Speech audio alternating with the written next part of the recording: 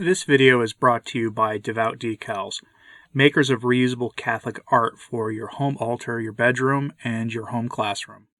Blessed Sunday and Christmas season to you all.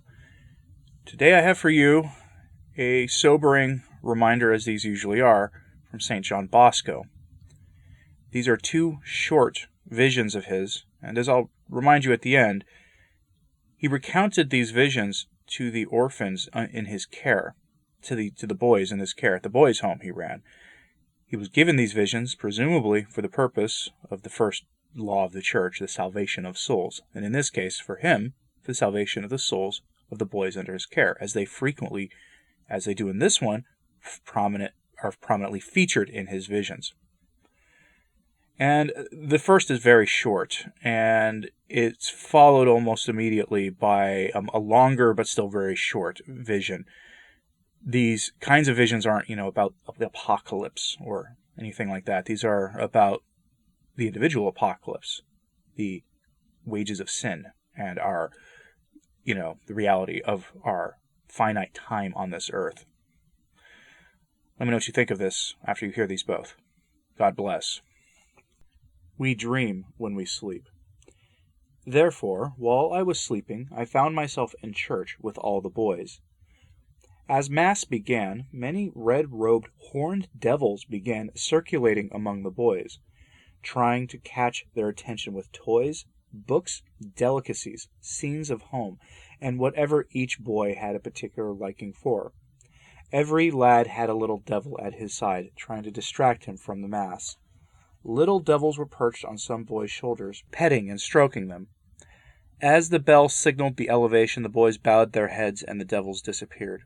However, those lads who had devils on their shoulders turned their backs to the altar instead of adoring. After the elevation, every devil was back to his job. I believe, my dear boys, that this dream showed me all the distractions you are subjected to by the devil at Mass. The fact that some demons did not vanish at the elevation means that those boys were in mortal sin. The devil no longer had to distract them. They are his already. He just keeps caressing them. Those boys can no longer even pray. That was the vision of St. John Bosco on the devils in the church. The devils that sit in the pews being distracted at Mass. Some parishes, by the way, I think naturally make this worse. And this is not a Novus Ordo Latin Mass thing. This is does your parish have a separate cry room from say, an actual separate room where they put children in during Mass and parents who have to watch them, maybe letting them watch the Mass on television, versus a different setup where maybe it's just, sitting on the other side of a glass barrier so that children don't disrupt the Mass, but you're still otherwise participating in Mass.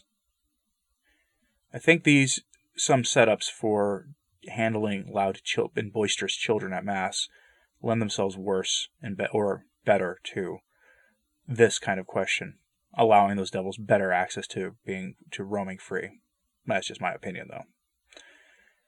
The next is the sort of solution to the effects of sin in our life, a vision that St. John Bosco has of his famous vision of the snake. The snake and the rosary, a vision of St. John Bosco. I want to tell you a dream I had some nights ago, most probably on the eve of the Assumption. I dreamed that I was at my brother's home at Castelnuovo d'Asti with all my boys. While they were at play, a total stranger came up to me and asked me to go with him. He took me to a meadow alongside the playground and pointed to a huge, ugly snake over 20 feet long, coiled in the grass. Frightened, I wanted to run off, but the stranger held me back. "Get closer and take a good look," he said. "What?" I gasped. "Don't you realize that the monster could spring on me and gobble me up in no time?" "Don't be afraid. Nothing of the sort will happen. Just come with me." "Nothing doing. I'm not crazy." "Then stay where you are," the stranger replied, and he went to fetch a rope. "Take this end," he said on his return, "and grip it tightly with both hands. I'll hold the other end, and we'll let it dangle over the snake." "And then?" "Then we'll snap it across its back." "You must be crazy. The snake will leap up and tear us to pieces." "No, it won't. Leave that to me." "Count me out. I have no intention to risk my life for a thrill of this kind." Again I tried to run away, but the stranger once more assured me that I had nothing to fear, because the snake would do me no harm. He talked so persuasively that I stayed on and agreed to his plan. He went around to the other side of the monster. We stretched the rope and then snapped it across the snake's back. The monster immediately sprang up and struck at the rope, but as it did so, it had snared itself as in a noose. "Hold on!" the stranger shouted. "Don't let go!" He ran to a nearby pear tree and tied his end of the rope to it. Then he came to me and tied my end to the iron grating of a window in the house. The snake kept furiously struggling to free itself, writhing, thrashing, and flailing about. In its fury, it tore itself to pieces, scattered its flesh over the area till it was slashed to a mere skeleton. The stranger then untied the rope and coiled it up. "Now watch very carefully," he said, as he put it into a box and closed it. By this time the boys had swarmed about me. Within a few moments he opened the box. We looked in and were astounded to see the rope shaped into the words Ave Maria, Hail Mary. "How did that happen?" I asked. "The snake," the man replied, "is a symbol of the devil, whereas the rope stands for Ave Maria, or rather, the Rosary, a succession of Hail Marys with which we can strike, conquer, and destroy all of hell's demons." What followed is even stranger and more amazing, but it's too late to tell you now. I'll leave it for tomorrow. In the meantime, let us give thought to what the stranger said about the Hail Mary and the Rosary. Let us devoutly say a Hail Mary whenever we are tempted, and we'll be sure to win. Good night. Part 2 of the same vision, as recounted by a brother who was a witness to the telling. On August 21st, 1862, after night prayers, we were all anxious to hear the second part of the dream, which Don Bosco had described as strange and interesting, but we were disappointed. "Last night," Don Bosco said, "I stated that I would tell you the second part of the dream, but regretfully I do not think it opportune to keep my promise." The following day, August 22nd, we again pestered him to tell us, at least privately, the part of the dream he had not revealed. He did not want to change his mind, but after much insistence on our part, he finally relented, and promised that he would tell us more that evening. At the goodnight address, he spoke as follows: "Yielding to your entreaties, I shall tell you the second part of the dream, or at least what little I can. First, I must make it clear that no one is to write or talk about it outside this house. Discuss it among yourselves, laugh at it, do as you wish, but only among yourselves." Now, while talking with that stranger about the rope, the snake, and what they symbolized, I turned around and saw boys picking up scraps of snake meat and eating them. "What are you doing?" I shouted. "Are you mad? That meat is poisonous." "It's delicious," they replied. And yet no sooner had they swallowed it than they would crumple to the ground, and their bodies would swell and harden like stone. I was helpless, because despite this, more and more boys kept eating that meat. I shouted and yelled at them, and even slapped and punched them, to keep them from eating, but in vain, for every one who crumpled to the ground and another took its place. Then I called the clerics and told them to go among the boys and do all they could to make them stop eating that meat. My order was ineffective. Worse yet, some clerics themselves began to eat it, and they too fell to the ground. Nearly out of my mind at seeing so many boys lying about me in such a pitiful state, I turned to the stranger. "What does this mean?" I asked. "These boys know that this meat will kill them, yet they eat it. Why?" "Because the sensual man does not perceive the things that are of God. That's why," he answered. "But isn't there some way of saving these boys?" "Yes, there is." "What?" "Anvil and hammer." "Anvil and hammer? What for?" "To put the boys back in shape." "You mean I am to put them on an anvil and strike them with the hammer?" "Look," the stranger said, "this whole thing is a symbol.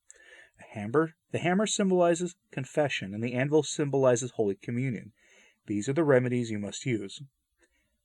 I went to work and found the treatment very effective, but not for all.